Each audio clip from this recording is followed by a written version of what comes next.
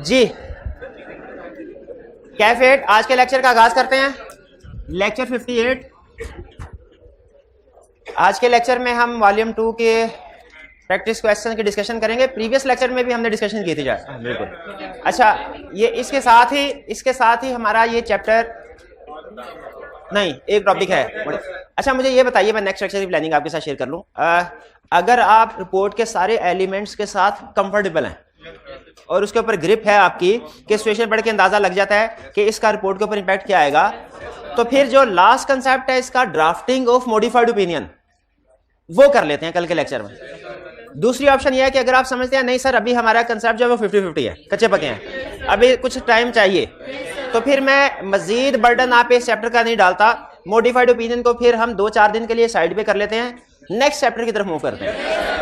तो आप बता दिए कितने ऐसे स्टूडेंट्स हैं जो ये समझते हैं कि कंफर्टेबल लेवल पे है और नेक्स्ट मॉडिफिकेशन ड्राफ्टिंग हमें सीख लेनी चाहिए, जो आखिरी कंसेप्ट है हमारा चैप्टर 4 का। और कितने स्टूडेंट ऐसे हैं जो ये कहते हैं कि अभी कुछ दिनों का गैप आ जाना चाहिए। चलिए ठीक है, गैप ठीक है। तो अभी लेकिन इस गैप में फिर आपने डेली बेसिस के ऊपर क्वेश्चन की प्रैक्टिस करनी है। आज के दिन में मैं क्या करूंगा, ये क्वेश्चन अगर आज इंशाल्लाह चारों डिस्कस हो जाते हैं तो इसके बाद हमारे बाकी जितने भी क्वेश्चन वॉल्यूम 2 के रह जाएंगे, जितने भी वॉल्यूम 2 के, उन सब की डिस्कशन अपलोड करके ना आपके साथ लिंक शेयर कर दूंगा। आपने अगले 2 से 3 दिन में उस सारी डिस्कशन को देखना है, क्वेश्चंस को सॉल्व करना है और सारी जो क्वेश्चन सॉल्व कर ले उसकी डिस्कशन को देखना है। ये आपको 3 दिन का टाइम दे रहा हूं मैं, ठीक है। 3 दिन में जिसने ये काम कर लिया वो फिर मॉडिफिकेशन में कंफर्टेबल हो जाएगा, तो फिर हम मॉडिफिकेशन उसके लिए आसान हो जाएगी। लेकिन अगर आपने अभी ये काम नहीं किया ना, तो जिम्मेदारी के साथ कह रहा हूं, बाद में कोई ऐसा वक्त नहीं आएगा जब आप ये डिस्कशन कर सके, क्योंकि फिर वक्त कम होता जाएगा, टॉपिक साथ में आगे चलते जाएंगे, आप अगले नए टॉपिक्स में उलझ जाएंगे, प्रीवियस टॉपिक्स को करने का टाइम नहीं मिलेगा। तो इसलिए 3 दिन आज क्वेश्चन अपलोड कर दूंगा कि 10, 12, 15 के करीब क्वेश्चन होंगे, केस स्टडीज है। और आपने लेकिन साथ ही साथ केस स्टडीज को करते हैं। और मैं ये कोशिश करूंगा कि अगले जो 3-4 दिन हमारे लेक्चर्स हैं इनमें होम असाइनमेंट आपको कम दूं। इनमें होम असाइनमेंट नहीं, ये नहीं हो सकता कि नहीं, वरना वो करंट टॉपिक समझ नहीं आएगा। सिर्फ चंद एक अहम एक आधा क्वेश्चन दे दिया सिर्फ काम का, बस। असाइनमेंट हमारा जो करंट टॉपिक की असाइनमेंट होगी वो कम होगी, ताकि आप अगले 3 दिन दे रहा हूं, सिर्फ 3 दिन आप इन जो आपको होम असाइनमेंट में आपको वीडियो लेक्चर शेयर करूंगा मैं, डिस्कशन, आपने अगले 3 दिन पहले लेक्चर को क्वेश्चन को देख के उसको खुद अटेम्प्ट करना है, फिर उसके डिस्कशन के ऊपर क्लिक करना है। पहले खुद लिखना है, फिर उसके डिस्कशन के ऊपर क्लिक करना है। वरना जहन में रखिए, मैं कई दफा मेरे साथ भी ऐसे होता है कि क्वेश्चन को पढ़ के ना ऊपर से लग रहा है ये पॉइंट है, ये पॉइंट है, ये पॉइंट है, और फिर मैं कहता हूं ये तो पूरे लेक्चर में 2 पॉइंट्स है और मार्क्स उसने 8 दिए हुए। फिर लेकिन जब लिखने बैठते हैं तब पता चलता है कि उसमें मजीद चीजें क्या थे, ठीक है। तो क्वेश्चन असल में पढ़ के नहीं खुलता हमारे सामने, जब हम उसको लिख रहे होते हैं ना, उस वक्त उसकी ऊंच नीच सामने आती है कि इसमें और चीजें क्या थी। तो हमेशा आप खुद भी एक्सपेरिमेंट करके देख लें, हमेशा एक क्वेश्चन को पढ़ें फिर उसके बाद उसी को लिखें। जब लिखते हुए आपके जहन में जरूर नई चीजें आएंगी, लाजमी होगा ये। तो सिर्फ आपने पढ़ना नहीं है, या सिर्फ ये नहीं कि डिस्कशन को सुन लेना है, नहीं, उसके साथ पहले आपने उसको लिखना है और फिर उसके बाद डिस्कशन को सुन। और ऐसे भी ना करें कि पहले सारे क्वेश्चन लिख लिए फिर उसके बाद सबकी डिस्कसशन, नहीं, एक क्वेश्चन किया उसकी डिस्कशन सुनी, फिर अगला क्वेश्चन, फिर उसकी डिस्कशन, ताकि आप साथ साथ सीखते जाएं। अगला जो क्वेश्चन अटेम्प्ट कर रहे हो उसमें आपने जो सीखा है वो इंप्रूव्ड वर्जन हो आपका, ठीक है। ये 1 to 1 चलाते रहे। आज लेक्चर 59 है, आज 59। अच्छा ठीक है। नहीं, वॉल्यूम 2 में मैंने तकरीबन सारे क्वेश्चंस की डिस्कशन आपके साथ शेयर कर दूंगा। मेरा नहीं ख्याल उसके बाद कोई क्वेश्चन रह जाएगा, वो सारी हो जाएगी। बाकी कोई क्वेश्चन अगर रह गया तो आप बता दीजिएगा, मैं देख लूंगा। उसमें अहम कोई क्वेश्चन हुआ तो आपको क्लास में डिस्कशन करवा दूंगा, वरना वो आपने खुद करना होगा फिर। लेकिन सफिशिएंट डिस्कशन आपको अवेलेबल होगी, सफिशिएंट डिस्कशन। हाँ, बहुत ज्यादा, लेकिन असल में कंसेप्ट है ना, ज्यादा है तो अच्छा बेहतर है। अकाउंटिंग से कम ही होंगे, बेफिक्र है, अकाउंटिंग के सब्जेक्ट से इंशाल्लाह कम होंगे। चलिए, तो आज हम चलते हैं, हमारे वॉल्यूम 2 के क्वेश्चन नंबर है 16, 17, 25 और 26। और अगेन एज यूजुअल, अगर क्वेश्चन को अटेम्प्ट करते करते मेरे जहन में कोई पुराना कंसेप्ट आ गया, मैं आपसे क्वेश्चन पूछ लूंगा, और अगर कोई ऐसा कंसेप्ट आ गया जो आगे हमने फ्यूचर में पढ़ना है तो मैं ब्रीफली आपको गाइड कर दूंगा, ठीक है। इसलिए ये ना समझिएगा कि हम सिर्फ क्वेश्चन अटेम्प्ट कर रहे हैं, बल्कि हम उसमें उसको सीख रहे हैं। और इसी में अगर डिफरेंट वेरिएशन मेरे जहन में आई कि किसी क्वेश्चन में आई कि आपने ऐसे भी पूछा था, मैं वो भी आपके साथ डिस्कशन कर दूंगा। सिर्फ हमारी डिस्कशन करंट क्वेश्चन के ऊपर लिमिटेड नहीं होगी, आगे पीछे जो भी बेहतर हुआ हम डिस्कशन कर लेंगे। सबसे पहले केस स्टडी क्या करना है, requirement advise the concern partner और manager with respect to the above matter. Requirement पढ़ के कुछ समझ नहीं आ रही किस चैप्टर का किस टॉपिक है, नो प्रॉब्लम। जब रिक्वायरमेंट पढ़ के ना पता चले किस टॉपिक का है तो फिर क्वेश्चन की इंफॉर्मेशन पढ़ के पता चलता है। You are a partner in a firm of chartered accountants. Annual audit of various clients are at finalization stage, and since this is the first time that ISA is related to key audit matter is to be applied. First time ये key audit matter का standard apply होने जा रहा है. Several issues have been referred to you for guidance. These include. अच्छा, सबसे अहम लफ्ज क्या है भला? Key audit matter. शाबाश, key audit matter है। तो इसका मतलब हमें पता चल गया ये सारी डिस्कशन key audit matter से रिलेट करेगी। Key audit matter पूछ रहा है हमसे। पहला, an adverse report is being issued in the case of Munir Limited. The draft report also contains certain matters as key audit matter. Adverse report में तो key audit matter आता ही नहीं है, आता है? हाँ, सॉरी, ठीक। वो डिस्क्लेमर ऑफ ओपिनियन में नहीं आता। अच्छा, यहाँ पे एक एग्जाम में बैठ के मेरे जहन में आया कि key audit matter तो लिस्टेड कंपनी में आता है, लेकिन ये कहीं अनलिस्टेड तो नहीं है, तो मुझे लिस्टेड और अनलिस्टेड में सोचने की जरूरत नहीं है। जब उसने खुद से कह दिया कि key audit matter इंक्लूडेड, तो इसका मतलब लिस्टेड ही होगी। एग्जाम में बैठ के ना बहुत सी ऐसी चीजें ज़हन को टक टक करती हैं जो पहले कभी नहीं सोची होती, फर्स्ट टाइम उधर, तो आपने उधर नहीं सोचना, टू दी पॉइंट के की ऑर्डर मैटर कर रहे हैं इंक्लूड। उसके क्वेश्चन को क्वेश्चन नहीं करते हम, उसके क्वेश्चन को हम क्वेश्चन नहीं करते, क्वेश्चन को आंसर करते हैं हम। तो एडवर्स रिपोर्ट बिल्कुल हो सकता है, लेकिन हमने ध्यान किस चीज का रखना भला? अच्छा, उसने कहा रिपोर्ट में की ऑडिट मैटर्स हैं, ये नहीं कहा बेसिस फॉर एडवर्स ओपिनियन में की ऑडिट मैटर है, ये नहीं कहा, रिपोर्ट के अंदर का तो हो सकते हैं। हम कहेंगे हाँ, एक तो ये कि जिस मैटर के ऊपर एडवर्स ओपिनियन दिया गया है वो की ऑडिट मैटर में शामिल नहीं होना चाहिए, एक चीज ये। एक दूसरी चीज भी बतानी है, रेफरेंस आ जाएगा उसका, शाबाश, कि हमने की ऑडिट मैटर्स में जिस इशू के ऊपर एडवर्स ओपिनियन दिया जा रहा है उसका रेफरेंस लेना, उसको की ऑडिट मैटर में नहीं लिखना, लेकिन उसको रेफर करना है की ऑडिट मैटर में। ये दो बातें लिखनी है आपने, क्लियर? लिख लेंगे, इसमें कोई और प्रॉब्लम? चलिए आगे चलते हैं। A qualified report has been drafted by the audit manager of Nadir Limited as the company has failed to make adequate provision of contingencies. Company ने कंटीजेंसी की प्रोविजन नहीं इंक्लूड की, क्वालिफाइड रिपोर्ट इशू कर दे। The details of qualification are mentioned in the key audit matter section. क्या सही किया? Qualification की ऑडिट मैटर डिटेल्स, यहां पे भी दो बातें लिखेंगे। पहली बात, क्वालिफिकेशन की डिटेल्स की ऑडिट मैटर सेक्शन में नहीं आएंगी, बेसिस फॉर क्वालिफाइड सेक्शन में जाएंगी। और दूसरी बात क्या लिखनी है? हाँ, उसका रेफरेंस की ऑडिट मैटर में इंक्लूड कर देंगे, ठीक है? उसको रेफर कर देंगे की ऑडिट मैटर में। डिटेल की ऑडिट मैटर में नहीं आती होती, रेफरेंस क्यों आता है की ऑडिट मैटर में? अगर ओपिनियन क्वालिफाइड हो या एडवर्स हो, उसका रेफरेंस क्यों आता है की ऑडिट मैटर में? क्योंकि बाय डेफिनेशन मटेरियल मिसस्टेटमेंट और स्कोप लिमिटेशन की ऑडिट मैटर है, बाय डेफिनेशन वो की ऑडिट मैटर है, इसीलिए रेफरेंस आता है।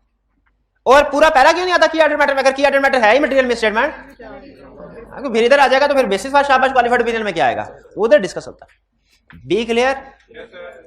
सी, अच्छा, यहां पे आपके जहन में ये ना आना चाहिए कि कंटीजेंसी की प्रोविजन पता नहीं आती है कि नहीं आती, इसका तो डिस्क्लोजर नहीं आता।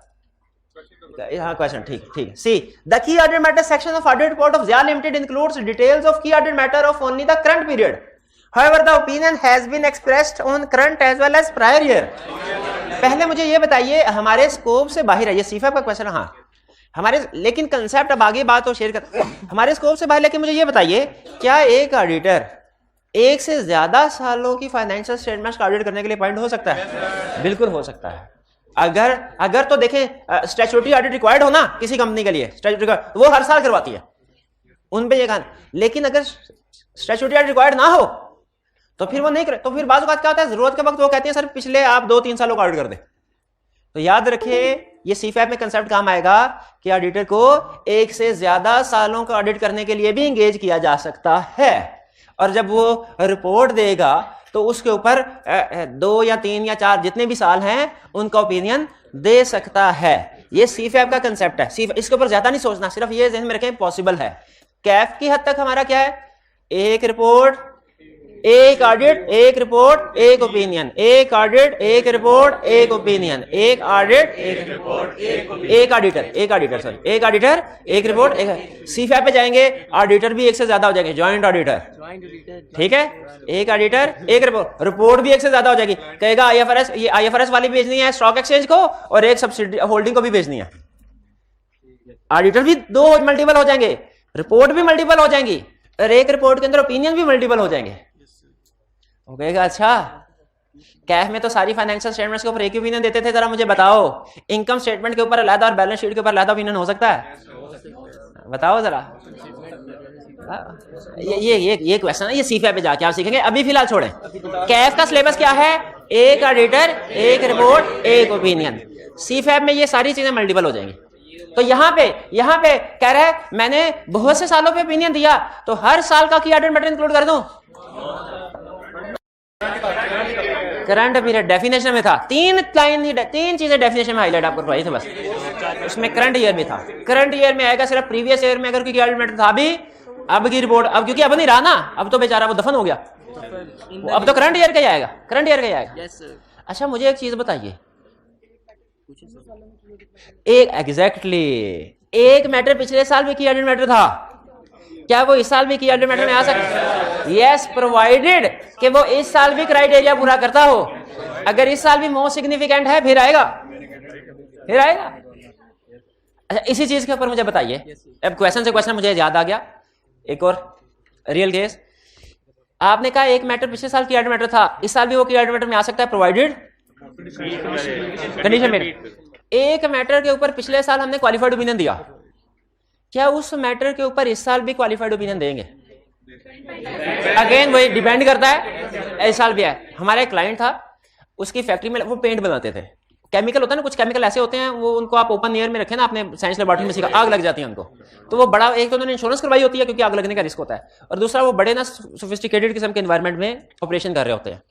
लेकिन हुआ क्या, आग लगी, फैक्ट्री जल गई, इन्वेंट्री उनकी अच्छी खासी चल गई, बिल्डिंग जल गई। तो हमारा उनके साथ इशू ये हुआ, अब इसमें दो पॉसिबिलिटीज हैं, एक स्कोप लिमिटेशन की तरफ भी जा सकता है, एक मिस स्टेटमेंट की तरफ भी। एक्चुअली केस मिस स्टेटमेंट की तरफ गया था, लेकिन अगर आप जैसे कि मैं वैसे एक्सप्लेन कर दूं, मिस स्टेटमेंट का करूं, दोनों चले। पहले मिस स्टेटमेंट, क्लाइंट ने रिकवरेबल फ्रॉम इंश्योरेंस एक एंट्री पास की, loss debit, inventory credit and assets credit. दूसरी एंट्री पास की receivable from insurance debit, loss credit. यानी उस साल की इनकम स्टेटमेंट में लॉस कोई नहीं आया, रिसीवेबल फ्रॉम इंश्योरेंस आ गया। बताइए एज ऑडिटर आपका कोई रिस्क है? क्या रिस्क है? शाबाश। कि इंश्योरेंस कंपनी से जो रिसीवेबल है वो हो सकता है वर्चुअली सर्टन ना हो। आपको पता है अकाउंटिंग ये कहती है कि अगर लॉस या एक्सपेंसेस अगर सिर्फ प्रोबेबल है ना, आप उनको रिकॉर्ड कर लो, लेकिन अगर इनकम है वो जब तक वर्चुअली सर्टन ना हो नहीं करना। प्रोबेबल का मतलब 50% से ज्यादा चांस हो जाए, वर्चुअली सर्टन का मतलब 95% से ज्यादा। हमने कहा ये आपने रिकॉर्ड क्यों किया? उन्होंने कहा सर इंश्योरेंस करवाई हुई थी, इंश्योरेंस हमारे पास एग्रीमेंट है। हमने कहा इंश्योरेंस एग्रीमेंट में तो बड़ी क्लॉजेज होती हैं, अब वो सारी इन्वेस्टिगेशन करते हैं, इन्वेस्टिगेशन करने के बाद वो फाइनल करते हैं क्लेम। ये क्या इंश्योरेंस कंपनी वालों ने एडमिट कर लिया? आप बताइए अगर ये क्वेश्चन एग्जाम में आ जाए, आप क्या सब्सटेंटिव प्रोसीजर परफॉर्म करेंगे? ये कंफर्म करने के लिए कि जो रिसीवेबल रिकॉर्ड किया ठीक है कि नहीं, पहला इंश्योरेंस एग्रीमेंट पढ़ लेंगे, शाबाश शाबाश। दूसरा इंश्योरेंस कंपनी वालों से कंफर्म करेंगे कि बताइए क्या पॉसिबिलिटी है। तीसरा सब्सिक्वेंट इवेंट, ये इवेंट के बाद देखेंगे ये क्लेम एडमिट किया कि नहीं उन्होंने, इंश्योरेंस कंपनी वालों ने। तो हमने कहा सर जी अगर तो आप इंश्योरेंस कंपनी वालों से हमें लिखवा दें कि वो इस क्लेम को आपको पे कर देंगे, कंफर्म है पे कर देंगे, लेकिन हमारा सफिशिएंट एविडेंस होगा वो जो उन्होंने क्लेम एक्सेप्ट किया। अभी चूंकि उन्होंने क्लेम एक्सेप्ट नहीं किया हो, पता नहीं एक्सेप्ट करते हैं नहीं करते हैं, कितनी अमाउंट का करते हैं, इस पे इशू आया। क्लाइंट का ख्याल था, डायरेक्टर्स का ख्याल था नहीं क्लेम पूरा एक्सेप्ट हो जाएगा, हमारा ये ख्याल था कि अभी सर्टन नहीं है कि कितना एक्सेप्ट होगा। अब बताइए ऑडिट रिपोर्ट ऑडिटर के पॉइंट ऑफ व्यू से होती है कि क्लाइंट के पॉइंट ऑफ व्यू? क्या हम ऑडिट रिपोर्ट में मैनेजमेंट का पॉइंट ऑफ व्यू प्रेजेंट करते हैं?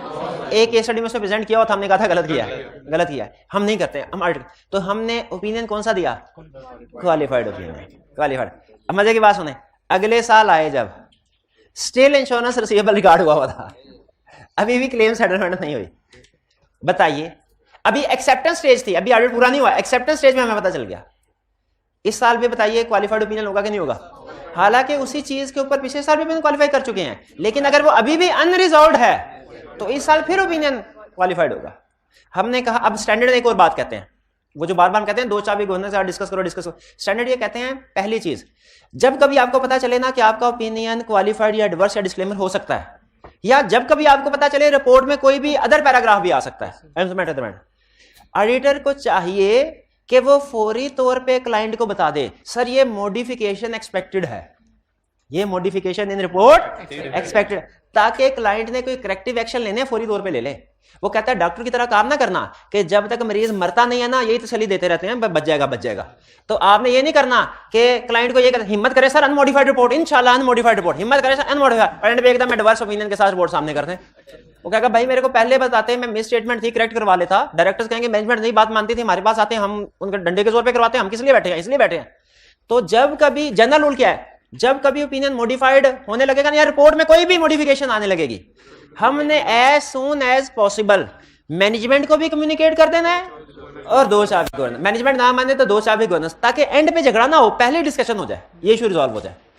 ठीक है, तो हमने अच्छा वो स्टैंडर्ड बल्कि एक हाथ मजीद आगे जाता है, कहता है अगर आपने एंगेजमेंट को भी एक्सेप्ट नहीं किया ना, आपको एक्सेप्टेंस स्टेज पे लग रहा है कि मॉडिफाइड ओपिनियन जाएगा। जैसे इस केस में अगले साल आपको पता है हर साल का ऑडिट लादा एक्सेप्ट होता है, हर साल की ऑडिटर की अपॉइंटमेंट लादा होती है। तो अगले साल की एक्सेप्टेंस से पहले हमें पता चल गया था कि अभी भी वो अमाउंट अपियर हो रही है जिसकी वजह से पिछले साल ओपिनियन मॉडिफाई किया था। तो हमने एंगेजमेंट लेटर में ये चीज इंक्लूड की कि we expect to express qualified opinion in this audit to if appropriate adjustments are not made in financial statements, ये लिख दिया। अब आप हैरान होंगे कि अभी तो ऑडिट शुरू ही नहीं किया, पता कैसे चल गया? प्रायर ईयर एक्सपीरियंस है, याद आप पूछते थे सर अभी ऑडिट शुरू ही नहीं किया, एक्सपेक्टेड रेट ऑफ डेविएशन कहां से आ गया, एक्सपेक्टेड मिस स्टेटमेंट का प्रायर पीरियड से, रिस्क असेसमेंट प्रोसीजर से आते हैं। क्लियर हुई है बात? अगर इसी तरह इस फायर में कुछ काउंटिंग रिकॉर्ड भी जल जाते, लिमिटेशन भी जल जाते। ठीक है जी, चलिए अब ये क्लियर हो गया सारा। प्रायर पीरियड से कहानी शुरू हुई थी, लेकिन बहरहाल कंसर्ट मैंने आपके साथ शेयर कर दिया। ओके, ये क्वेश्चन आगे चलें जी। नहीं, एंगेजमेंट लेटर में वैसे ही हम लिख देते हैं कि वही एक्सपेक्ट, हमें लग रहा है कि हम क्वालिफाइड ओपिनियन एक्सप्रेस करेंगे, क्योंकि फाइनेंशियल स्टेटमेंट में वो रिसीवेबल अभी भी रिकॉर्ड हुआ था। हाँ देखें, लेकिन एंगेजमेंट लेटर में लिखने का ये मतलब नहीं है कि पत्थर पे लकीर हो गया, पत्थर पे लकीर नहीं हो जाता। एंगेजमेंट लेटर का मतलब है हमने अपने चांसेस शो किया क्या हो सकता है। मैनेजमेंट अगर बाद में ठीक करते हैं, हम कहेंगे तो बहुत अच्छी बात है, हम बड़ी खुशी से आपको अनमोडिफाइड रिपोर्ट देंगे। आप ठीक है, अनमोडिफाइड रिपोर्ट ऑडिटर को भी खुशी है। ठीक, तो एंगेजमेंट लेटर में लिख देने का मतलब ये नहीं है कि कंफर्म हो गया अब यही ओपिनियन जाएगा, वो तो सिर्फ एक्सपेक्टेशन है। चलिए नेक्स्ट क्वेश्चन की तरफ चलते हैं। 17 आइडेंटिफाई एंड एक्सप्लेन। हाँ, रिपोर्ट में 3 तरह से क्वेश्चन पूछता है।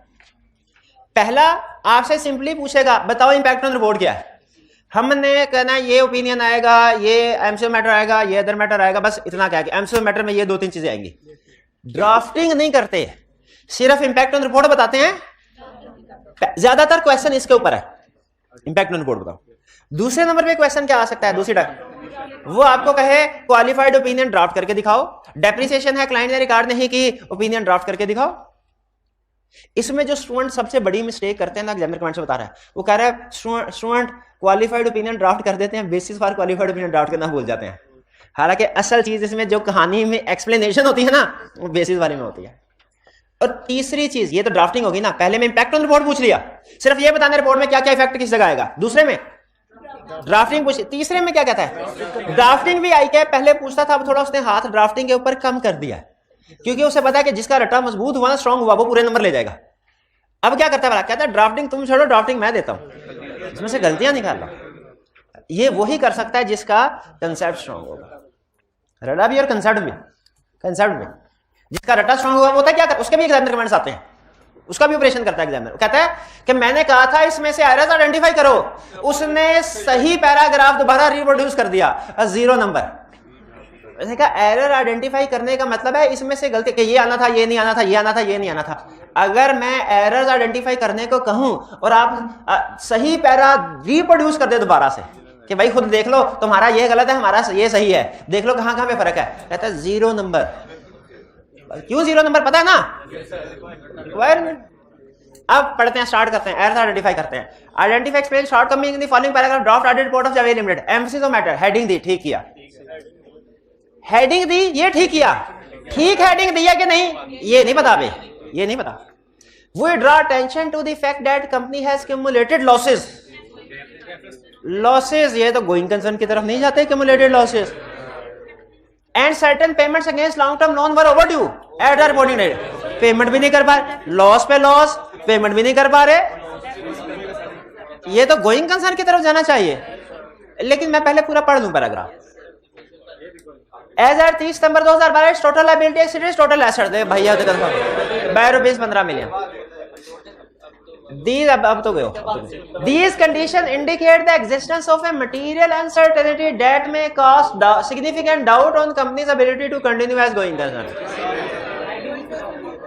पहली गलती हेडिंग गलती है, heading material uncertainty related to going concern की आनी चाहिए। एग्रीड। दूसरी गलती रेफरेंस टू भाई गोइंग कंसर्न के पैराग्राफ में रेफरेंस आता है, रेफरेंस नहीं दिया हुआ। तीसरी गलती our opinion is not modified, ये नहीं दिया हुआ, ठीक है, our opinion not modified. 3 events या कंडीशन बता दी है और ये भी बता दिया कि ये मटेरियल अनसर्टेनिटी इंडिकेट कर रहे हैं। ठीक है ठीक है ठीक है, चलिए ये आ गया, हेडिंग का मसला था, रेफरेंस था और our opinion is not modified, correct. नहीं 2 शू को छोड़े। 25 Your firm is the external auditor of Macho Limited for the year ended 31st December 2013. Sorry मैं भी यही सोच रहा था, पहले requirement state with reason, requirement question से ज्यादा बड़ी लग रही थी। State with reason the implication for your firm's audit report on Macho's financial statement for the year 31st December 2013. If the directors of Macho prepare financial statements on breakup basis and adequately disclose the basis of preparation in notes to the financial statement. और second, prepare the financial statement going concern basis. अब पहले हम देख लें कि हुआ क्या। हमें ये पता चल गया कि वो कोई गोइंग कंसर्न की तरफ बात लेके जा रहा है, क्योंकि यहाँ पे ब्रेकअप बेसिस कहा उसने, यहाँ पे गोइंग कंसर्न बेसिस कहा। On 12th January 2014, Macho's warehouse was destroyed, resulting in the loss of its entire inventory and an inability to fulfill customers' outstanding orders for the foreseeable future. आग लगी, warehouse जल गया, inventory उड़ गई, सारे खत्म। Your firm has concluded. अच्छा देखा, मैंने आपको बताया होगा, आप परेशान होते थे कि सर एग्जाम में हमें कैसे पता चलेगा गोइंग कंसर्न एप्रोप्रिएट है, नॉट एप्रोप्रिएट के मटेरियल अनसर्टेनिटी, और मैंने आपको बताया था कि हमेशा आपको क्वेश्चन में बताएगा। तो यहाँ पे देखे कह रहा है your firm has concluded that the financial statement should be prepared on breakup basis, मतलब liquidation basis, alternate basis, non going concern. बिल्कुल ठीक, बिल्कुल ठीक, उसके ऊपर प्रिपेयर होने। लेकिन एक चीज मुझे बताइए, मेरा ख्याल है ये गलत है। एक मिनट, ये तो ईयर एंड के बाद हुआ है, तो फायर ईयर एंड के बाद आग लगना, ये तो नॉन एडजस्टिंग इवेंट है। फाइनेंस इसका डिस्क्लोजर आना चाहिए, एडजस्टमेंट्स वगैरह नहीं आनी चाहिए। एग्री करते हैं? अच्छा अब सुनिए, फायर नॉन एडजस्टिंग इवेंट है, गोइंग कंसर्न एडजस्टिंग इवेंट है। किसी भी इशू की वजह से अगर गोइंग कंसर्न नॉट एप्रोप्रिएट होना, ये हमेशा एडजस्टिंग इवेंट है, ये नोट कर लें। एडजस्टिंग इवेंट की एग्जांपल दिखाई है ना आपको, कल वो मीटिंग में भी पूछे थे, एडजस्टिंग कर करके सिखा के गुस्सा उड़ा रहा था उसने, किक आउट कर दिया। एडजस्टिंग इवेंट और नॉन एडजस्टिंग इवेंट की एग्जांपल्स क्या है? एडजस्टिंग इवेंट की एग्जांपल्स क्या है? बैंक्रप्सी, एनआरवी, लिटिगेशन का decision, return of defective inventory, और अब 5वीं आइटम भी ऐड कर ले, going concern not appropriate. Going concern not appropriate, ये हमेशा एडजस्टिंग इवेंट होता है। नॉन एडजस्टिंग में तो आपको एक ही एग्जांपल दी हुई है ना, नेचुरल डिजास्टर। नेचुरल डिजास्टर कोई भी हो सकता है, फायर भी, अर्थक्वेक भी, वगैरह वगैरह। वैसे अगर आप आइंदा, बल्कि मैं भी बता देता हूं, आप सोच रहे होंगे सर एक ही दफा हमें सारी एडजस्टिंग और नॉन एडजस्टिंग एग्जांपल क्यों नहीं बता देते? हमें बार बार पूछना पड़ती हैं सर, बार बार बताते हैं, फिर भूल जाते हैं। क्या ही ऐसा हो कि किसी किसी एक सफे के ऊपर लिस्ट लिखी हो, हम उस लिस्ट को याद कर लें, ठीक है, कि एडजस्टिंग इवेंट कौन कौन से हैं, नॉन एडजस्टिंग इवेंट कौन। ये ऑडिट में लिस्ट है ना, आधा ऑडिट इन लिस्ट में छुपा हुआ है, जितनी भी लिस्टें आपको दी जाती हैं इन लिस्ट के अंदर आधा। तो ये पेज है हमारा इस बुक के मुताबिक 282, सब्सिक्वेंट इवेंट, चैप्टर 20।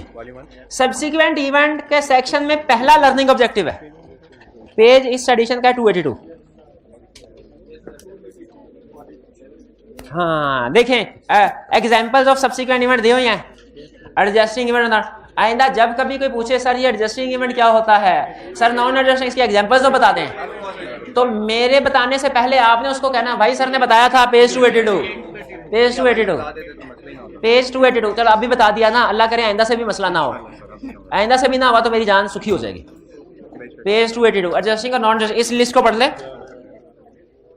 इस लिस्ट को, इसमें आखिरी एग्जांपल देखे लिखी हुई है, change in going concern assumption after the year and, ये यही तो है, इसका मतलब है ये एडजस्टिंग है। ये कितनी थी क्या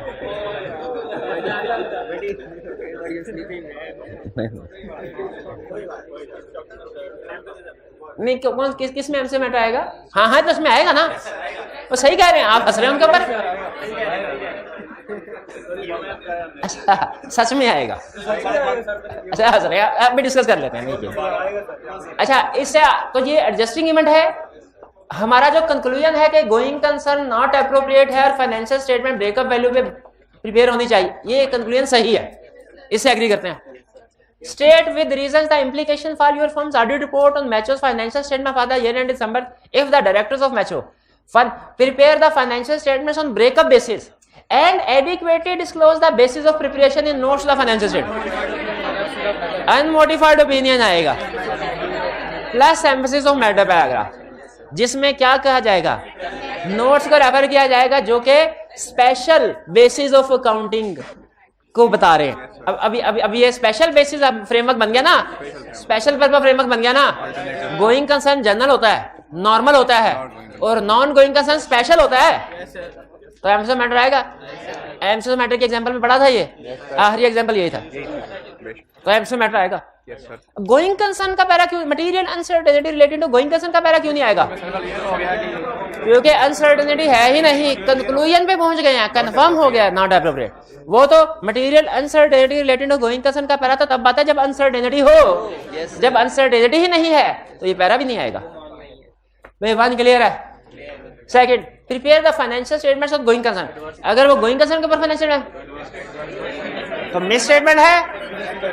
इफ मटेरियल इफ परवेसिव करेंगे ना, direct pervasive, direct pervasive, adverse opinion है, और बेसिस फॉर एडवर्स ओपिनियन बोले, बेसिस फॉर ओपिनियन ना बोले, basis for adverse opinion. Basis for opinion तब बोलते हैं जब अनमोडिफाइड ओपिनियन होता है, जब मॉडिफाइड ओपिनियन हो ना तो फिर उसका नाम लेके बोलते हैं basis for qualified opinion, basis for adverse opinion, basis for disclaimer opinion. तो यहाँ पे बेसिस फॉर एडवर्स ओपिनियन में आर्ट एक्सप्लेन करेगा nature of misstatement. Clear?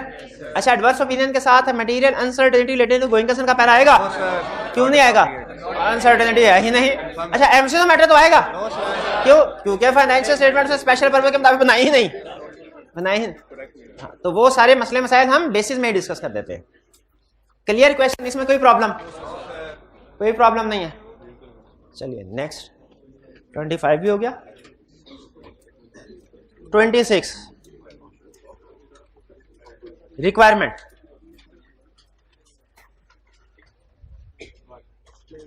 Explain what is meant by the going concern concept and why the auditor should consider whether a company is a going concern. Going concern concept क्या है? कि entity will continue to operate for foreseeable future, और interpretation में foreseeable future को कितना कहते हैं? 12 months period, 12 months period। हालांकि हम 12 मंथ्स के बाद वाले इमर्जेंसी कंडीशन की भी इंक्वायरी कर सकते हैं क्लाइंट से, लेकिन हमने इफेक्ट 12 मंथ्स के अंदर लेना होता है। Why the auditor should consider whether company is a going concern? Because it is fundamental assumption if company is going concern, then it will report its assets and liabilities on its cost, and classification will be between current and non-current. और अगर appropriate और अगर going concern appropriate नहीं है तो measurement और classification दोनों change होती है। मेजरमेंट और क्लासिफिकेशन में फर्क आपने पढ़ा ना अकाउंटिंग में। अगर गोइंग कंसर्न एप्रोप्रिएट नहीं है तो मेजरमेंट भी चेंज होती है, क्लासिफिकेशन भी। मेजरमेंट का मतलब है सारे एसेट लायबिलिटी फेयर वैल्यू पे आएंगे, मार्केट वैल्यू पे, और क्लासिफिकेशन का मतलब करंट में आएंगे। तो ये 12 थ्योरेटिकल डिस्कशन थी। आई कैप नॉर्मली इस तरह के क्वेश्चन नहीं पूछता थ्योरेटिकल, हाँ बी वाले पूछता क्या, explain the circumstances particular to Study Ideal which may indicate that it is not going concern. आपने इनमें से फैक्टर्स ढूंढने हैं जो इंडिकेशन कर रहे हो कि ये गोइंग कंसर्न नहीं है। इसका मतलब है जो हमने इवेंट्स या कंडीशंस पढ़े थे ना, वही इंडिकेशंस होती है ना, उनमें से उसने कुछ ना कुछ मिक्स करके यहां पे दिए होंगे और हमने बताना है कि इनमें से कौन से वाले नॉट गोइंग कंसर्न। तैयार है? चलिए वन बाय वन पढ़ते हैं और आइडेंटिफाई कर ले। You are planning the external audit of Study ID Limited, Study ID, whose principal activity is the provision of road haulage services. सड़कों को ठीक करते होंगे। यहां तक बताइए कोई गोइंग कंसर्न जो है? सड़कें खराब, उसने क्वेश्चन में कहा है सड़कें खराब है, उसने कहा है कि उसने कोई पुल बनाया था और वो गिर गया है। अगर कहा था पुल बनाया है इसने गिर गया है, फिर वो इवेंट था। अब कुछ भी नहीं बताया, अभी कह रहे हैं ऐसे तो नहीं है ना, एज्यूम। केस स्टडी में कितनी था बताया? केस स्टडी में गिवन फैक्ट्स के अंदर हमने एनालिसिस करना होता है। अभी तक कोई बने। Next, you have been provided with the following information in respect of the year ended 31 May 2007। हाँ जी बताइए, इस सेंटेंस में है कोई इवेंट या कंडीशन? नहीं है। The company made a loss for the year to 31 May 2007। This is mainly due to loss of a major customer to a company. अच्छा, नॉर्मली एक साल के लॉस से गोइंग कंसर्न नहीं होते, लेकिन अगर लॉसेस कंटिन्यूस नेचर के हों, अगर इक्विटी नेगेटिव हो जाए, एक्यूमुलेटेड लॉसेस हो जाएं, तो उस सूरत में हो सकता है। यहां पे जब उस लॉस की बात की ना, मैं थोड़ा शक में पड़ गया था, इसको गोइंग कंसर्न की तरफ लेके जाऊं कि ना लेके जाऊं। अगर एग्जाम में मुझे बाकी के पॉइंट्स मिल जाए तो फिर मैं इस तरह के पॉइंट्स को हम छोड़ देते हैं। बात खाता हम रिस्क असेसमेंट में भी ये सीखेंगे, सम टाइम कोई पॉइंट आता है उसके ऊपर 50-50 होते हैं, इसे सोल्यूशन में शामिल करें कि ना करें। तो उस सूरत में बेहतर होता है उसको हाईलाइट करके छोड़ दें, पूरा क्वेश्चन सॉल्व कर लें। अगर आपको लगे कि बाकी के क्वेश्चन में सफिशिएंट पॉइंट हो गए हैं तो इस तरह के 50-50 वाले पॉइंट्स को छोड़ दें। लेकिन अगर लगे कि बाकी के क्वेश्चन में सफिशिएंट पॉइंट नहीं हुए तो फिर इन 50-50 वाले पॉइंट्स को भी सोल्यूशन का हिस्सा बना लें। तो अभी मैंने इसको अंडरलाइन करके रख दिया था कि मैंने कहा अगर मेरे पॉइंट पूरे हो गए तो ठीक है, वरना इसको लॉस को भी मैं गोइंग कंसर्न में डाल दूंगा। लेकिन आगे उसने मजीद एक्सप्लेन किया कि ये मेजर कस्टमर की वजह से है, to a competitor and exceptional cost incurred in relation to new premises. तो अब जो कस्टमर चला गया कंपेटिटर के पास, वो वापस नहीं आएगा, अगले साल भी उसके पास रहेगा, तो ये लॉस कंटिन्यूअस नेचर का बन गया। बताइए अब ये गोइंग कंसर्न की इंडिकेशन है क्या? अच्छा, कंफर्म नहीं आपने करना, इंडिकेशन है, इसको आपने एक इंडिकेशन के तौर पे हाईलाइट करना है, क्योंकि हो सकता है कंपनी नया कस्टमर ढूंढ दे, या मे भी बातचीत करके रेट कम करके इसी को वापस बुला ले। तो हमने इंडिकेशन इवेंट्स या कंडीशन के तौर पे, कंक्लूजन नहीं देना कि अब कंपनी बिल्कुल डूब गई। ठीक है, इवेंट्स या कंडीशन उसने आइडेंटिफाई करने को कहा है, वही करेंगे। यहां पे आइडेंटिफाई हो गया, पहला एक हो गया, आगे चलते हैं। In previous year the company has been profitable but has recently experienced reduced margin due to high cost of fuel. High cost of fuel, ये तो आजकल की सिचुएशन आ गई, हाई कॉस्ट ऑफ फ्यूल। अब मुझे ये बताइए कि फ्यूल का रेट कितना डबल हो गया तकरीबन। अब जो कंपनीज फ्यूल के ऊपर चल रही हैं, फैक्ट्री चला रही है, उनकी कॉस्ट कितनी होगी? उनकी तो डबल हो चुकी होगी। ठीक है, कुछ हिसाब से रॉ मटेरियल भी, हालांकि सारी की सारी कॉस्ट फ्यूल बेस्ड नहीं होती। अगर फॉर एग्जांपल टोटल कॉस्ट का 30% 40% फ्यूल बेस्ड है तो वही डबल हुआ है। लेकिन सम टाइम दूसरे रॉ मटेरियल फ्यूल की जब प्राइस इंक्रीज होती है तो सिर्फ फ्यूल की नहीं होती, उससे रिलेटेड अब जो रॉ मटेरियल ट्रांसपोर्ट करके मंगवा रहे थे वो भी प्राइस बढ़ गई, तो प्राइसेस बढ़ गई। अब जिन कंपनी, इसका मतलब है कि इनका तकरीबन 50% के करीब कॉस्ट तो कंफर्म बढ़ गई होगी फ्यूल बेस्ड आजकल के हालात में। तो अगर किसी का मार्जिन ही 20% है, 25% है, उसके लिए ये गोइंग कंसर्न कंडीशन है कि नहीं, कि डाउट क्रिएट हो रही है। और लोगों की फैक्ट्रियां बंद पड़ी हुई हैं, नहीं चला रहे। ठीक है, तो इसीलिए अब ये बताइए, बज़ाहिर दिखने में ना लगता है फ्यूल की प्राइस ही बढ़ी है, क्या प्रॉब्लम है? ये जिन कंपनीज जो फ्यूल के ऊपर चल रही होती हैं उनके लिए प्रॉब्लम है। तो ये भी रिड्यूस मार्जिन होना, ये भी एक इवेंट या कंडीशन है कि कंटिन्यूस नेचर का। इसी तरह एक और, अब यहां पे पता नहीं आगे डिस्कस करेगा कि नहीं, एक और होता है इवेंट या कंडीशन जो डाउट क्रिएट करता है, कंपेटिटर्स का बढ़ जाना, मार्केट में न्यू कंपेटिटर आ जाना, जिससे वो हमारे जो कस्टमर्स है उसको अट्रैक्ट करता है। जैसे ये हमारा कस्टमर खींच के ले गया, तो अगर किसी क्वेश्चन में कह दे कि न्यू सक्सेसफुल कस्टमर मार्केट में इन हुआ है, तो वो भी हमारी एक इंडिकेशन होती है कि गोइंग कंसर्न डाउटफुल हो सकते हैं। तो बताइए फ्यूल वाली पॉइंट आपको जस्टिफाई लगता है कि ये डाउट क्रिएट कर सकता है? हाई कॉस्ट ऑफ, बिल्कुल।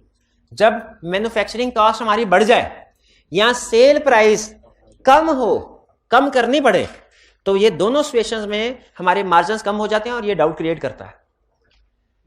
नेक्स्ट, इसमें 2 पॉइंट आ गए हमारे पास, 2 emergency condition. Next, despite its poor trading results the company has managed to stay within its overdraft limit of 500,000। जी, इसकी वजह से कोई इशू राइज होता है कि नहीं? नहीं, ये तो कंपनी नॉर्मल लोन लेती है, उसने लोन लिया हुआ, कोई इशू नहीं है। हाँ, अगर ये कह दे कि लोन की इंस्टॉलमेंट रीपे नहीं कर पा रही, अगर ये कह देता तो फिर हम कहते हैं इंडिकेशन है, क्योंकि आपको पता है कंपनी लॉ में भी लिखा हुआ है कि अगर 1 लाख रुपया किसी से आपने उधार लिया और टाइम पे उसको पे नहीं किया, अगर वो चाहे क्रेडिटर, अगर वो चाहे तो कोर्ट में जाए, court winding off order pass कर देती है। This was achieved by the managing director temporary lending to company 200,000 and delaying payments to creditor. हाँ, ये जो डिलेइंग पेमेंट्स टू क्रेडिटर है, अच्छा ये जो था ये तसल्ली वाली बात थी, मैनेजिंग डायरेक्टर का लोन दे देना ये नेगेटिव बात नहीं है, बल्कि नेगेटिव हालात में पॉजिटिव बात है। जैसे अगर कहे कि कंपनी बिल्कुल तबाह बर्बाद होगी, 1 रुपया भी नहीं है, किसी को पेमेंट नहीं कर सकते, ऐसे में होल्डिंग कंपनी कहे कि हम आपको $1 मिलियन का बेल आउट पैकेज आपके लिए मंजूर करते हैं, ठीक है, और आपको लोन देते हैं, इंटरेस्ट फ्री लोन 1 मिलियन का, तो बताइए ये कंडीशन है इवेंट्स या डाउट्स कि ये उसको काउंटर कर रही है? काउंटर कर रही है। तो डायरेक्टर का लोन देना ये काउंटर करने के लिए था, इसमें प्रॉब्लम नहीं है। लेकिन ये जो ना delaying payment to creditor, director तो हमारी कंपनी का बंदा है, वो तो जरूरत के वक्त उसने लोन दे दिया कि चलो कंपनी चलती रहे, मेरी भी नौकरी लगी हुई है, कंपनी चलती रहे। लेकिन क्रेडिटर तो ऐसा नहीं सोचेंगे ना, उनको अगर पेमेंट टाइम पे नहीं दी, वो हो सकता है आपके साथ ट्रेड करने से वो अगर कोई सख्त दिल हुआ ना, कोर्ट में चला जाएगा, वाइंडिंग का। अगर कोई नरम दिल हुआ ना, तो वो कहेगा अच्छा आपके साथ साल का ताल्लुक है, सेल परचेज करते रहे हैं, हम कोर्ट में नहीं जाते, लेकिन आइंदा आपको उधार माल भी नहीं देना, हमने कैश लेके आएंगे फिर, यानी terms of the trade change कर लें क्रेडिटर। तो ये भी एक इवेंट्स या कंडीशन कास्टिंग डाउट है। कौन सी वाली line? Delaying payments to creditors. ये 3 पॉइंट, वही पॉइंट वही है, इवेंट्स या कंडीशन वही है जो इंडिकेट कर रहे हो कि company may not be a going concern. 3 point हो गए। नेक्स्ट इधर से, हाँ, the overdraft facility is to be reviewed by the bank in September 2007 after the audited financial statements are available. Overdraft facility review की जाएगी सितंबर 2007 में। तो इसमें कोई अच्छा आगे है, फिलहाल देखिए साथ साथ यहां तक मुझे कोई ऐसी इंफॉर्मेशन नहीं लग रही जो डाउट क्रिएट करी हो। हाँ, अगर कहता डिफॉल्ट किया है वगैरह वगैरह, या बैंक ने रिफ्यूज कर दिया उसको रोल ओवर करने से, फिर प्रॉब्लम होती। आगे क्या कह रहा है? The company has a loan installments falling due in October 2007, which it plans to repay with the proceeds from recently vacated premises, which are currently for sale. Which are currently for sale. अच्छा, आप ना accountant के तौर पे सोचते हैं, fix asset को cell किया, आप कहेंगे फौरन ज़हन में आएगी disposal account, cumulated depreciation, profit and loss. लेकिन जब ऑडिटर या मैनेजेरियल पॉइंट ऑफ व्यू से एनालिसिस करेंगे ना, तो आप ये सोचेंगे फिक्स एसेट इक्का दुक्का सेल किया है कि ज्यादा किए हैं। अगर इक्का दुक्का किया तो ठीक है, जाने ऐसे होता है, एक बेचा एक खरीदा, पुराना जाएगा तो नया आएगा, पुराना बेच दिया नया खरीद लिया होगा। लेकिन अगर ज्यादा फिक्स एसेट्स बेचे, क्वेश्चन में कहते हैं मेजर डिस्पोजल, तो फिर हम सोचेंगे अगर फिक्स एसेट बेच रहे हैं तो मैन्युफैक्चरिंग कहां से करेंगे, अब बिजनेस किससे करेंगे? भाई बिजनेस तो फिक्स एसेट से ही होता है। अगर फिक्स एसेट ही बेच दिए, fix asset, major fix assets का बेचना, डिस्पोज करना इंडिकेट कर रहा होता है कि फ्यूचर में आपकी जो बिजनेस एक्टिविटी है वो कम हो रही होगी। अगर कंपनी अपने फिक्स एसेट्स को बेच के रोजमर्रा के, भाई मुझे बताइए, अगर कोई अपने घर के बर्तन इसलिए बेचता है कि नया सेट आया है, ये बात समझ आती है, नए बर्तन आए पुराने गए। लेकिन अगर कोई बर्तन बेच के अपना खर्चा चला रहा हो, घर की हांडी सालन, इस भाई बर्तन बिकते हैं तो हांडी सालन पकता है, वरना नहीं। फिक्स एसेट बिकते हैं तो क्रेडिटर को पेमेंट होती है, फिक्स एसेट बिकता है तो इन्वेंट्री। तो ये अर्सा तो ये इंडिकेशन है कि गोइंग कंसर्न हो सकता है, अप्रोप्रिएट ना हो। ये चीज ध्यान में रखिएगा। नॉर्मली फिक्स एसेट्स को बेच के करंट लायबिलिटीज को पे नहीं किया जाता। अगर इस तरह हो रहा है तो फिक्स एसेट आहिस्ता आहिस्ता खत्म हो जाएंगे। जी,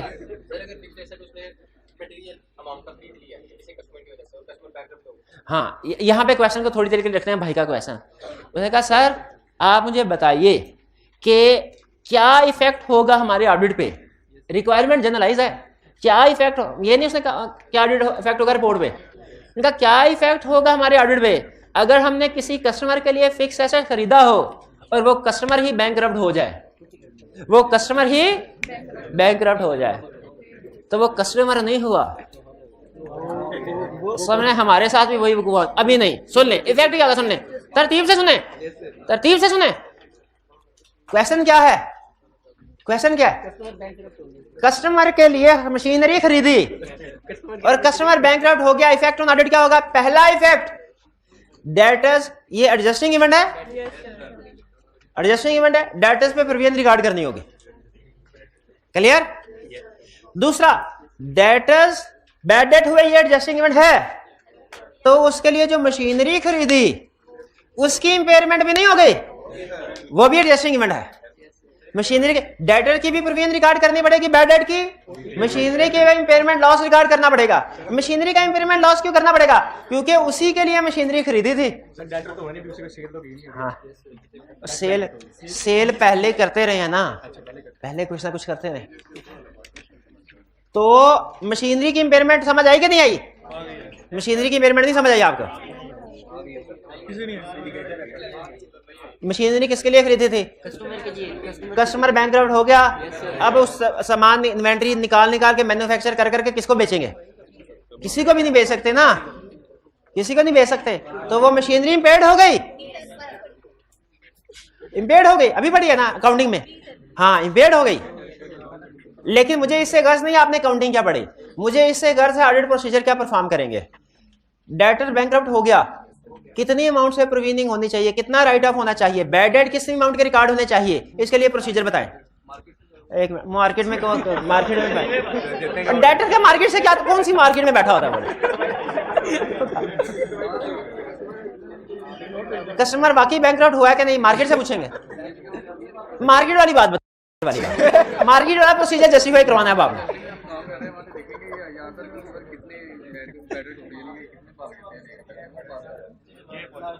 नहीं, जी बताइए। ये रेंट के बाद देखेंगे उससे कितने कलेक्शन हुई है, जितनी कलेक्शन हो गई वो तो गुड है, जो नहीं होगा। और प्रोसीजर एक, अब आप सीनियर हो रहे हैं, और प्रोसीजर बताइए। सेल्स एग्रीमेंट देखेंगे, एक मिनट आ रहे, किधर है प्राइस, किधर है? सेल्स एग्रीमेंट में वो कौन सी चीज देखेंगे जो हमारी प्रोविजन करने या ना करने को अफेक्ट करेगी? एक चीज होती है, एक चीज होती, सेल प्राइस इन्वेंटरी नहीं जी। 50 रुपए इनाम उधार में मिलेगा, बाद में रेट किस प्राइस पे? ना ना ना, ना। एक मिनट है, डिफॉल्ट किया तो पेनल्टी क्या पड़ेगी? ओवर डेप्रिशिएटेड तो नहीं था।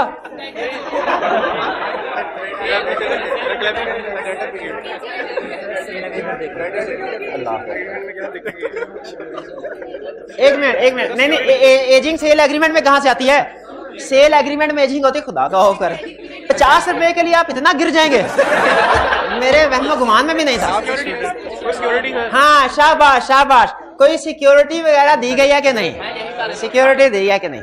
अगर डेट सिक्योर्ड है, सिक्योरिटी उधार माल देने से पहले कोई सिक्योरिटी रिक्वायरी थी, बाजू का सिक्योरिटी रिक्वायरी जाती है, बैंक गारंटी वगैरह होती है, तो उस सूरत में जितनी सिक्योरिटी की अमाउंट है उतने से प्रोविजन रिकॉर्ड नहीं होगी। ये क्लास के बाद आपने प्राइस लेना। अच्छा हाँ, लेकिन एक अभी रह गया, अभी केस पूरा नहीं हुआ। ऊपर वाले पॉइंट को छोड़ो, गोली मारो उसको। ये जो भाई ने क्वेश्चन उठाया कि एक डेटर के लिए फिक्स एसेट खरीदा और वो डेटर ही बैड डेट हो गया, तो उसका हमारे एड पे क्या इंपैक्ट होगा? एक तो मैंने बताया कि जो डेटर है इसकी प्रोविजनिंग रिकॉर्ड करनी पड़ेगी, बैड डेट हो गया। और दूसरा मशीनरी की इंपेयरमेंट। तो बताइए कैसे इंश्योर करेंगे कितना इंपेयरमेंट लॉस रिकॉर्ड होना चाहिए? इंपेयरमेंट ये पूछ, ऐसे ही नहीं रुक के इस तरफ निकल गया। ऐसे नहीं होता कि स्टूडेंट ने कोई क्वेश्चन पूछा तो मैं उस तरफ निकल जाऊं, कोई वजह है तो इसको डिस्कस कर रहा हूं। आई क्या बार बार पूछ रहा है तो डिस्कस कर रहा हूं। इंपेयरमेंट, शाबाश। रिकवरेबल अमाउंट, सबसे पहले क्लाइंट से वर्किंग ना ले लें कि भाई तूने इंपेयरमेंट कैलकुलेशन किया तो दिखाओ, क्लाइंट से इंपेयरमेंट। फिर उसके बाद रिकवरेबल अमाउंट उसकी कैलकुलेट की, उसकी fair value estimate, fair value के लिए मार्केट प्राइस, रिवैल्यूअर की रिपोर्ट, वैल्यूएशन रिपोर्ट, और फिर कैलकुलेशन करके देखा कहीं कौन सी अमाउंट किससे ज्यादा तो नहीं है, कहीं value in use, value in use कहते हैं ना उसको, रिकवरेबल अमाउंट कहते हैं। अच्छा, रिकवरेबल अमाउंट बुक वैल्यू से ज्यादा तो नहीं है, वही,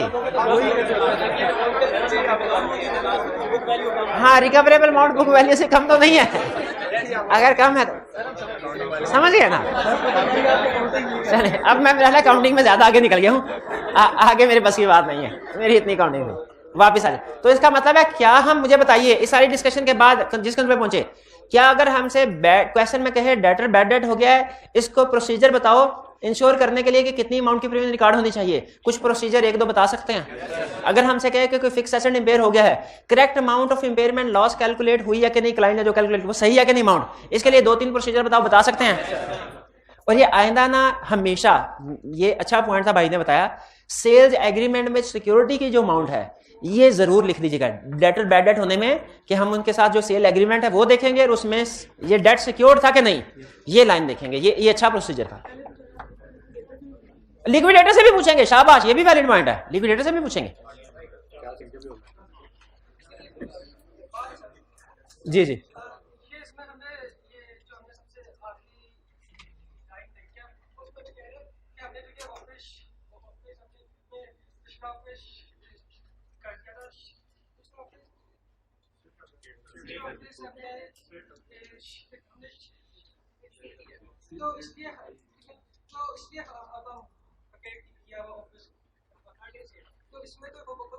ठीक है, मैं समझ गया। इनका पॉइंट ऑफ व्यू ये है, डिफरेंट वर्ड में थोड़ा सिंप्लीफाई करके शेयर कर रहा हूं। उनका सर वो तो खाली ऑफिस था, वो हमारे काम का तो नहीं था, वो तो वैसे फारा पड़ा था, हमने सेल करना था, वो तो हमारा सरप्लस एसेट था। अगर ये इनका आर्गुमेंट ठीक है, अगर ये सरप्लस एसेट है और उसको सेल किया गया है, उस सूरत में ये इशू नहीं है। जैसे मैंने आपसे कहा ना, रूटीन की सेल पर हो रही है, अगर उस सूरत में इशू नहीं है। लेकिन अगर ये सरप्लस एसेट नहीं था, अब देखें वकेट किस वजह से किया है, हो सकता है वकेट इसी वजह से किया हो कि वहां पे सेल वगैरह नहीं हो रही, ठीक है। तो ये क्वेश्चन में क्लियर नहीं है, आपका आर्गुमेंट बिल्कुल ठीक है कि अगर ये बिल्कुल ऐसा ही है कि अगर डिस्ट्रॉय हुई तुम्हारी 3 में से एक फैक्ट्री, ये गोइंग कंसर्न का इशू नहीं है, लेकिन एक फैक्ट्री थी वही डिस्ट्रॉय हुई, ये गोइंग कंसर्न की तरफ जा सकता है। अगेन सेम कंसेप्ट यहां पे, अगर सरप्लस ये एसेट था, प्रॉपर्टी थी, उसको डिस्पोज किया है तो फिर कोई इशू नहीं है, वो तो रूटीन का काम हो गया ना, वो तो मैंने भी पहले बता दिया, फिर गोइंग कंसर्न का इशू नहीं है। लेकिन अगर ये रूटीन से ज्यादा मेजर डिस्पोजल कर रहे हैं, उस सूरत में गोइंग कंसर्न का इशू हो सकता है। मैं वैसे सेटिस्फाइड हूं कि इमरजेंसी कंडीशन बन रही है, क्योंकि फिक्स एसेट टू रीपे, क्योंकि क्वेश्चन में कह रहा है अगर फर्ज करें ये सरप्लस भी था ना, तो फिर इसको बेच के कोई दूसरे फिक्स एसेट में इन्वेस्टमेंट करनी चाहिए थी।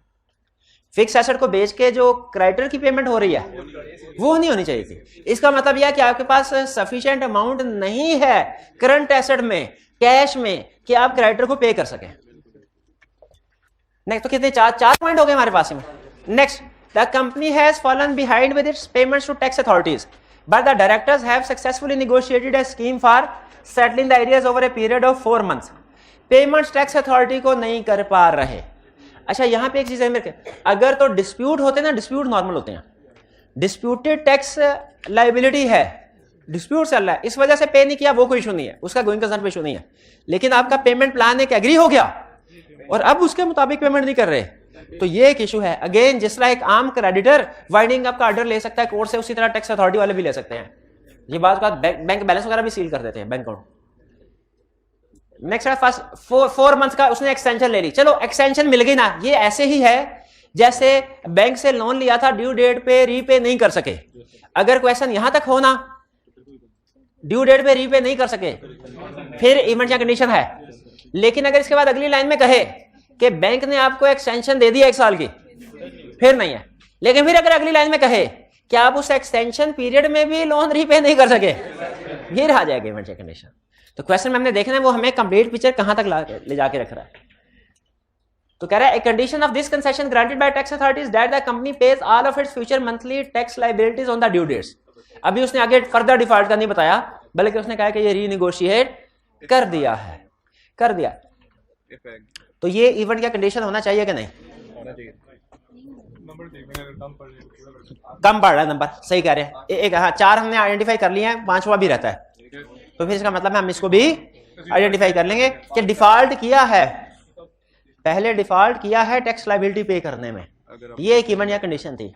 हालांकि बाद में एक्सटेंशन मिल गई और वो इवेंट या कंडीशन खत्म हो गई है, ठीक है, लेकिन बहरहाल हम आइडेंटिफाई कर देंगे क्योंकि क्वेश्चन के मार्क्स ज्यादा है, मार्क्स ज्यादा है, 5 मार्क्स है ना, हमने 4, ये तो इसको आइडेंटिफाई कर लेंगे तो 5वां भी हो जाएगा। 8 है तो फिर 4 दूनी 8 के नंबर होंगे। उस सूरत में भी एक एक्स्ट्रा आइडेंटिफाई कर लेना बेहतर है, उस सूरत में भी एक्स्ट्रा आइडेंटिफाई कर लेना बेहतर है जी।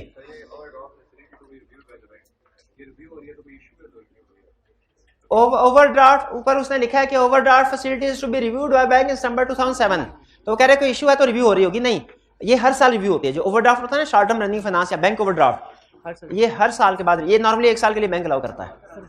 करंट लायबिलिटीज होती हैं, करंट लायबिलिटी में जो भी रनिंग फाइनेंस या ओवरड्राफ्ट होते हैं ये 1 ईयर के लिए होते हैं, 1 ईयर के बाद बैंक ने रिव्यू करने होते हैं। ओवरड्राफ्ट की लिमिट बैंक कम भी कर सकता है, हाँ जी। हाँ, अगर बैंक ओवरड्राफ्ट की लिमिट रिड्यूस कर देता है, अगर रिफ्यूज कर देना कि मैंने एक्सटेंड ही नहीं करना, वो तो पक्का गोइंग कंसर्न का इशू आ गया ना, लेकिन अगर रिड्यूस कर देता है स्टिल ये गोइंग कंसर्न का इशू है, आप इसको आइडेंटिफाई कर सकते हैं। अच्छा, अब इस क्वेश्चन से हमने सीखा क्या? इस क्वेश्चन से हमने ये सीखा कि आइंदा अगर कभी भी मजीद क्वेश्चन प्रैक्टिस करने की जरूरत नहीं, हमें पता चल गया आइंदा कभी भी किसी भी क्वेश्चन में उसने बहुत से इमर्स या कंडीशन कास्टिंग डाउट अगर बनाए हुए और हमें कहा आइडेंटिफाई कर दो, तो क्या हम आइडेंटिफाई कर सकते हैं? अच्छा, क्वेश्चन इस तरह का होगा लेकिन इमर्स या कंडीशन यही नहीं होंगे, अब वो इमर्स या कंडीशन बदल देगा, लेकिन क्या आप हैंडल कर लेंगे इस तरह के क्वेश्चन को कि जिसमें से वो इमर्स या कंडीशन पूछने को गए? ये तो नहीं कहेंगे नई इमर्स या कंडीशन आ गई है तो हमने की नहीं थी। चलिए ये हमारे चारों क्वेश्चन डिस्कस हो गए। जी जी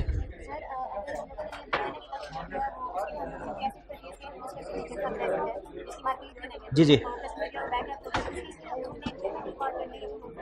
इंपेयरमेंट नहीं करेंगे। जब जब जब जब हमने डेटर के लिए एसेट खरीदा और डेटर बैड डेट हो गया, तो डेटर की बैंकरप्सी के साथ साथ हमने एसेट की इंपेयरमेंट को भी रिकॉर्ड करना है, ठीक है। हाँ, अब इंपेयरमेंट में वो पॉसिबिलिटीज क्या हो सकती हैं? वो हो सकता है हम उसको मॉडिफाई करके किसी और कस्टमर के काबिल बना सकते हो सकता है हमें एज इट इज बेचना पड़े, ज्यादातर केसेस में मेरा ख्याल है हमें एज इट इज बेचना पड़ेगा, लेकिन जो भी पॉसिबिलिटी है हम उस लिहाज से इंपेयरमेंट करेंगे, ठीक है। तो उसका इंपेयरमेंट लॉस कैलकुलेट होगा।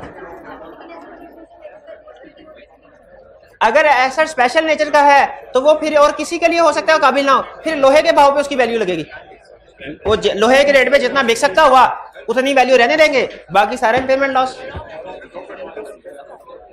अच्छा, अब सुन लीजिए, कल के लेक्चर में आज एक तो आपको आपकी होम असाइनमेंट ये बहुत अहम है, ये इसको इजी ना लीजिए, ये अगर 3 दिन की होम असाइनमेंट है और आपने लाजमी डेली बेसिस के ऊपर 3-4 क्वेश्चन अटेम्प्ट करने हैं, इसके बगैर आप ऑडिट बोर्ड के एक्सपर्ट नहीं होंगे।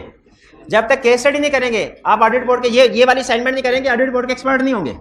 इसका लिंक आज मैं आपके साथ शेयर कर दूंगा, आपने आज से ही ये होम असाइनमेंट शुरू कर देनी है। सिर्फ 3 दिन है आपके पास, 3 दिन के बाद फिर वो ड्राफ्टिंग वाली एग्जांपल करके इस चैप्टर को हमेशा के लिए खत्म कर देंगे हम।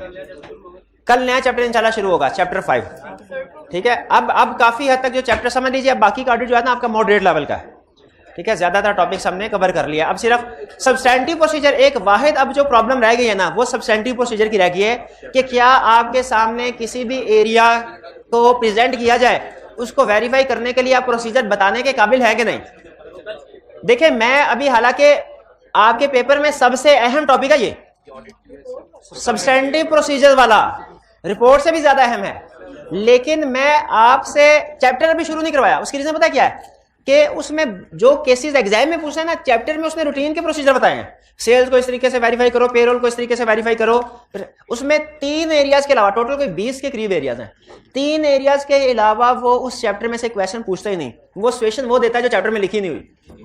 ये जब आप पढ़ेंगे ना चैप्टर को, फिर उसके बाद उसकी केस स्टडी की तरफ जाएंगे तो आप कहेंगे ये केस स्टडी में जो सिचुएशन उसने दिया है क्वेश्चन में तो ये चैप्टर में तो थी नहीं। इसीलिए वो जो सिचुएशंस है वो मैं निकाल के आपके साथ शेयर कर रहा हूँ। इंपेयरमेंट लॉस के प्रोसीजर हो सकता है उधर ना हो, स्पेसिफिक डेटर बैड डेट हो गया है, इसकी रिकवरी के प्रोसीजर उधर नहीं होंगे। तो वो जो हटके चीजें हैं ना, जो हटके एग्जाम में वो मैं आपको ऐसे केस स्टडी के डिस्कशन के दौरान पूछता रहता हूँ। जो रूटीन की चीजें ना, रिप्रोडक्शन का क्वेश्चन, वो चैप्टर 10 में पढ़ेंगे हम, वो उधर पढ़ेंगे, और वो एग्जाम में रिप्रोडक्शन का क्वेश्चन नहीं पूछ रहा, चांसेस नहीं पूछेगा। इसीलिए चैप्टर 10 अभी हमने स्टार्ट नहीं भी किया, लेकिन एग्जाम पॉइंट ऑफ व्यू से जो उसकी अहम चीजें ना वो हम डिस्कस कर रहे हैं क्लास में वक्तन फक्तन। ठीक है जी, कल होगा हमारा चैप्टर 5 इंशाल्लाह। अब ये थोड़ा रूटीन में तरतीब से चलेंगे, चैप्टर 5, 6, 7, 8, 9 वगैरह। ठीक है जी, चलिए आज का लेक्चर यहाँ पे खत्म करते हैं हम। अल्लाह हाफिज।